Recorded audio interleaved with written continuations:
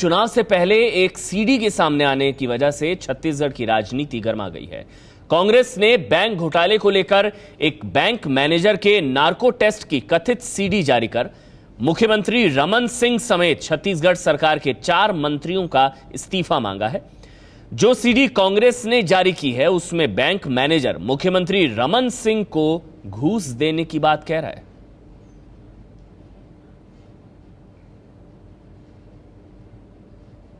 कहाँ लगाया है तुमने पैसे? मेरा पैसा मैडम कहीं है ही नहीं, मेरे पास पैसा था नहीं। मैं चाहती हूँ इतना करोड़ रुपए कहाँ इन्वेस्ट किया तुमने? तिवारी मैडम को दिया 9 करोड़ रुपए, 2 करोड़ रुपए राम विचार नेताम को, 2 करोड़ रुपए 1 करोड़ रुपए दिए हूँ रमन सिंह को, 1 करोड़ रुपया दिया ब्रिजमोहन अग्रवाल को। किसको? ब्रिजमोहन अग्रवाल। और 1 करोड़ रुपये राजेश, 1 करोड़ रुपये डीजीपी राजेश। किसको? डीजीपी को दिया था। कितना पैसे दिया था? 1 करोड़ रुपये तिवारी मैडम के कहने पे दिए। तो ये सीडी छत्तीसगढ़ कांग्रेस की तरफ से जारी की गई है। कोऑपरेटिव बैंक सहकारिता एक बैंक था छत्तीसगढ़ की राजधानी रायपुर में। इंदिरा प्रियदर्शनी महिला नागरिक सहकारी बैंक 2003 से 2006 के बीच करोड़ों का घोटाला हुआ था। ये इंदिरा सहकारी महिला बैंक में करोड़ों का घोटाला हुआ 2003 से 2006 के बीच। 2006 में इसे बंद कर दिया गया था। 2003 से 2006 के बीच 46 करोड़ रुपए जमा हुए थे इसमें। जब बंद हुआ उस वक्त बैंक में 25,716 खातेदारों के पैसे जमा थे। पुलिस ने केस दर्ज करके 2007 में आरोपी ब्रांच मैनेजर का नार्को टेस्ट किया। और ये वो नार्को टेस्ट है। दावा है कि आरोपी ब्रांच मैनेजर का नार्को हुआ और जिसमें उसने ये बात कही है कि मुख्यमंत्री को उसने पैसे दिए, रमन सिंह को पैसे दिए और कुछ और 4 मंत्रियों को घूस दी थी। और ये सीडी अब सामने आई है। 6 साल पुराना यह मामला है।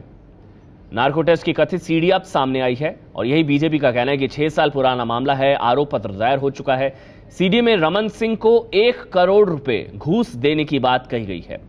पीडब्ल्यूडी मंत्री को भी पैसे देने की बात सीडी में है। जो नार्को टेस्ट है बैंक मैनेजर का, कांग्रेस का आरोप है कि घोटाला 100 करोड़ का है, लेकिन जो आंकड़े हैं उसके हिसाब से 46 करोड़ रुपए जमा थे इन खातेदारों के। बीजेपी आरोपों को गलत बता रही है कि ये जो सीडी है ये कोर्ट में क्यों नहीं दिखाई गई। सीडी जांच से मेल नहीं खाती है। पुलिस की तरफ से भी कहा गया है कि जो जांच चल रही है उससे सीडी मेल नहीं खाती है।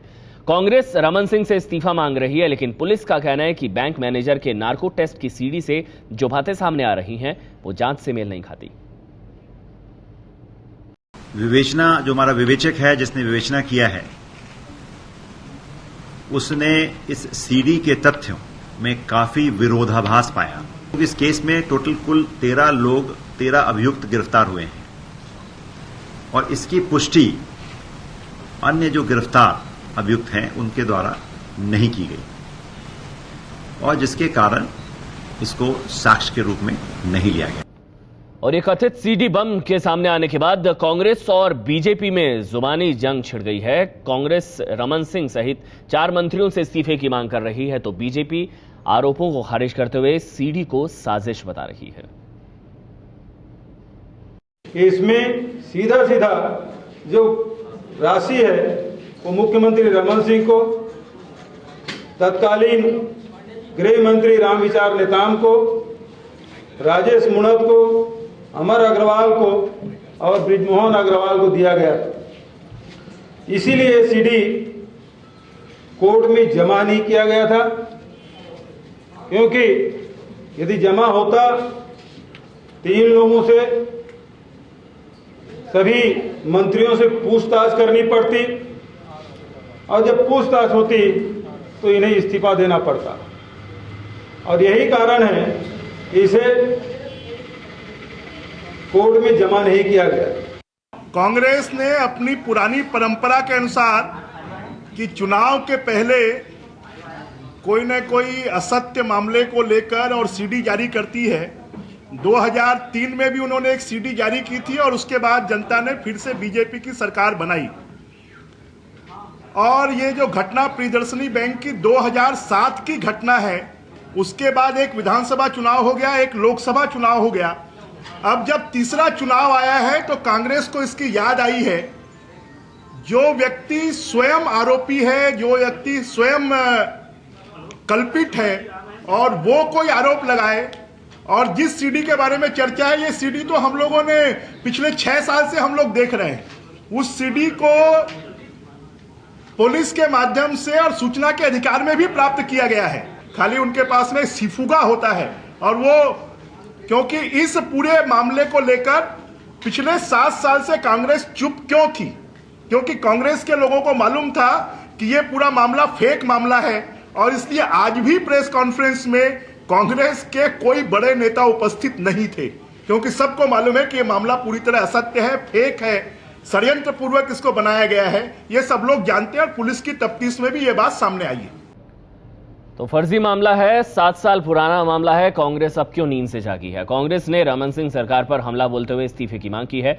सीडी के सामने आने के बाद सीपीआई भी बीजेपी पर हमला बोल रही है। सीपीआई का कहना है कि आरोपों की जांच होनी चाहिए। सीडी का जो मैटर है, जिसमें उसने बैंक मैनेजर ने इल्जाम लगाया है कि चीफ मिनिस्टर, उनके 3 वजीर और उस वक्त के डीजीपी को कई करोड़ रुपया दिया गया है। शायद 5 करोड़ रुपया, उन्होंने 1-1 करोड़ रुपया देने की बात कही है। तो ये जो बैंक का मैनेजर है, सिन्हा जिसका नाम है, उसकी ये एविडेंस है। लेकिन पुलिस ने इसको कहीं इस्तेमाल नहीं किया, कोर्ट में इसकी सीडी की कॉपी नहीं लगाई, जिससे ये लगता है कि मामले में गड़बड़ है और इस केस को हशप करने की कोशिश की गई है। ये कहना पुलिस का अपने आप में कि ये कंट्राडिक्टरी थी उससे, तो वो पुलिस कहीं इसको डिनाई नहीं कर रही है कि नकली है। तो ये सीडी जो है असली सीडी है और मध्य प्रदेश की सरकार, छत्तीसगढ़ की सरकार इससे बच नहीं सकती। It is a serious allegation. If I go by the media reports, it is a very serious issue, and because the Chief Minister himself is being alleged, and he has to deny or he has to one up the responsibility. And what is the stand of BJP? I understand BJP pursues double standards in the struggle against corruption.